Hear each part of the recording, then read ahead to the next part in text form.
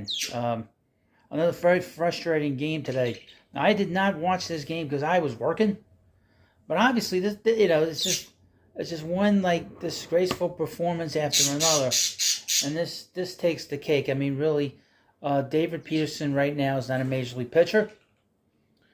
He's got an ERA of 8.08.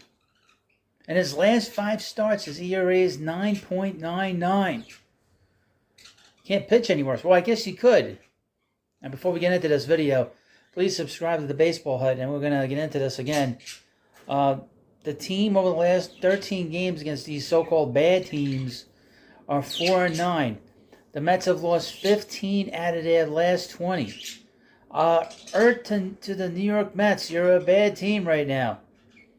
And then 2022, amazingly enough, all these bad numbers, and only 2 games under 500. And because of the extra wild card, they have a shot. Only 6 games behind the Braves, believe it or not. 2 games behind the second-place Phillies in the division. So, I mean, it is still early, but we've gone past the first marker, which is the 40-game mark. And that's a marker that, I always concern myself with in terms of where the Mets need to be. But this is really pathetic. The Mets have not hit a home run in 5 games. They haven't hit a home run in 5 games, folks. You can't be that bad. And I know the pitching has been bad, but this offense just ain't cutting it, They don't hit for power. They don't hit for extra base hits. I hate to keep picking on Vogelback, but I don't want to see him hitting singles. Guys at DH, he's a big guy. He's a big guy. Big guys hit ball out. This guy would rather walk and get a single. And the first game on Sunday, he hit a ball on the ground. The third baseman made 3 errors on the ball. And Vogelback still could not make it to first. He can't move. Further proof that he's not a winning player. He can't move. Now, in today's game, I know in the second inning that Francisco Alvarez got picked off at second. I don't take much issue in it because I'd rather see the Mets be able to find a way to hold him back instead of him being lackadaisical and not playing hard. Since he's been here, he's played hard. He's run out every ball. He's worked his ass off, and you can see it. And that's been one of the things people have said about him is that he plays hard and that he's a hard worker. He's not my concern, but obviously, when you constantly get the bases loaded and you get men on base and you can't score runs, it kills you. Now, I know the Met pitching hasn't been good. If you take the 1-6 record off of the ledger with David Peterson, the Mets are 21-16. So if he get him out of here, ship him back to Syracuse. What do they need him here for? They don't need him. I could pitch and probably get some out. Well, let's be real. I got to calm down. It's gonna be all right. That's gonna turn this around. I would mention that Scherzer pitched pretty well yesterday. He was throwing much, much harder than he had been at throwing 96 miles an hour, and Verlander looked really good last week.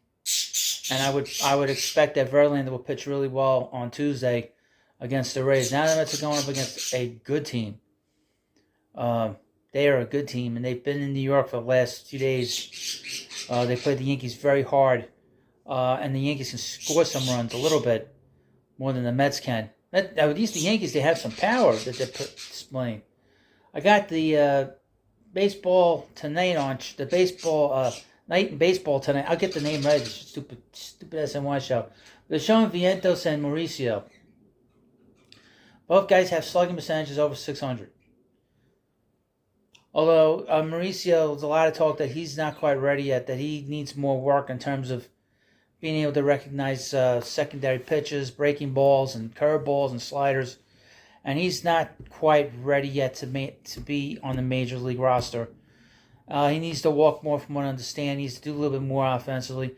And he needs a little more work at second.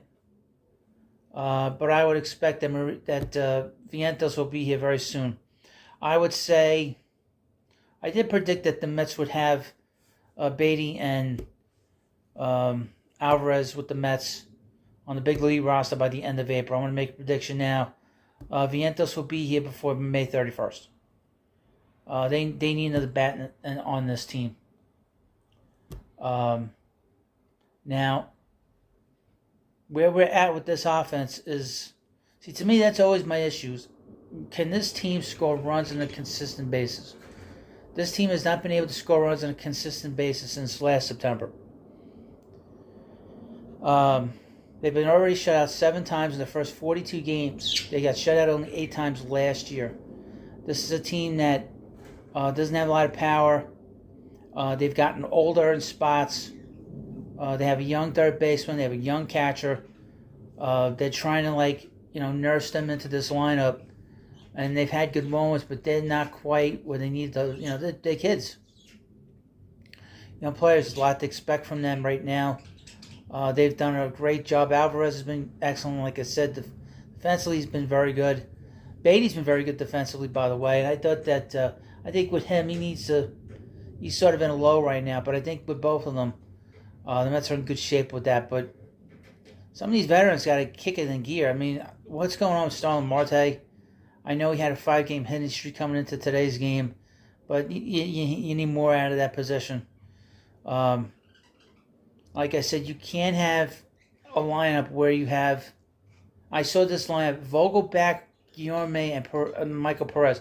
Now, Michael Perez had 3 hits in that first game yesterday, but what are the odds of that? He's not really much of a hitter. He's not been much of a hitter in his career, so to see that was a surprise. But that is not a great bottom of the lineup. And obviously, behind the plate, without Nito here, they can sort of play around, and with Perez, they can kind of play around a little bit. Another thing to keep an eye on is, like I said this in another video, I expect Gary Sanchez to be here fairly soon, probably by the end of next week. Because Perez, they can kind of bounce him out of here with no problem. I think they want to see what Sanchez has.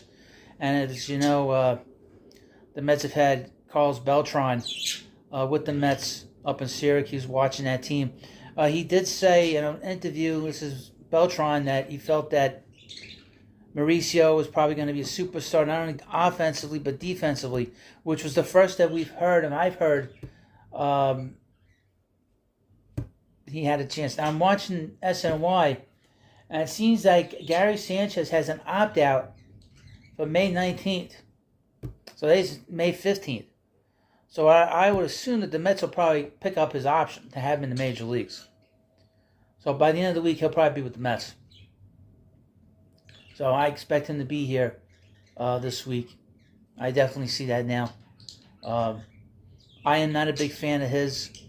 I'm not a big fan of his bat. He's got a lot of power, but he can be pitched to, and he's one of the worst defensive catchers I've seen in the last 20 years. He's even worse than Wilson Ramos, if we remember him. Wilson Ramos couldn't get down in the dirt because he had bad knees. Gary Sanchez can't get down in the dirt because he's just a bad catcher. And he has a difficult time catching thrown balls from the pitcher. That's not a good scouting. That's my scouting report on him. I see him enough here with the Yankees. I know what kind of catcher he is. He stinks. he's terrible. You want him for his bat, and they're gonna call him up by the end of the week, I would think. We'll see. But another thing, the pitching. Carlos Carrasco is getting close to being ready. He's probably going to need to start for the Mets either Friday or Saturday. I do not have a lot of hope for him. I'm not a big fan of his. I know he had a good year last year of the Mets and wins, but I'm not a big fan of his. He's been very disappointing. If we know one thing, he's going to have good stuff when he can get out of the first inning without giving up runs. So, I don't know. And Quintana's a few months away still. Again, Scherzer's got to pitch well, got to stay healthy. Verlander's got to stay healthy and he'll pitch well because he looked great the other day. But that's the first key: is get the starters settled, get Peterson out of here, and figure this out. I mean, Peterson can't be here. He's pitched so poorly that he has lost that ability to be on this team. Now, I'm not going to talk about what the Mets need to do moving forward. otherwise. But like I said, I've been very clear on what I want. Some guys have to go. As simple as that. You know, I mean, you need to sort of change things up. But the next move will be they'll definitely have to bring up Gary Sanchez by the end of the week. That'd be the first move, and I would think by the end of the month that the Vientos will be here too. Especially if this offense can't pick it up. Well, you let me know what you think about this video. I didn't think we would be talking about this nonsense in 2023. I thought we'd be talking about good stuff here. We got plenty of time, though. And with this extra wild card, Mets have really until the last week of the season. Because they're going to fight hard. This group, I mean, other than this 8th inning screw-up, when they dropped the fly ball in the 8th inning with Marte and Nimmo, they've played okay in terms of their effort. Effort's been there. You know, if they can keep the effort going and stay within shouting distance of the last wild card going into the trading deadline, they can make some moves. Personally, this team continues to need offense. I think the pitching will come around because the pitching will start to get healthier. They need to at least get at least 10 straight starts out of Verlander and Scherzer to get themselves and make a run. That's 2 months of a chance to win a game. We have an automatic win or a possibility of an automatic win. And then Buck can cobble up all the other games. Again, only 2 games under. But it is very frustrating to watch this nonsense, this monkey crap. And that's what we're dealing with.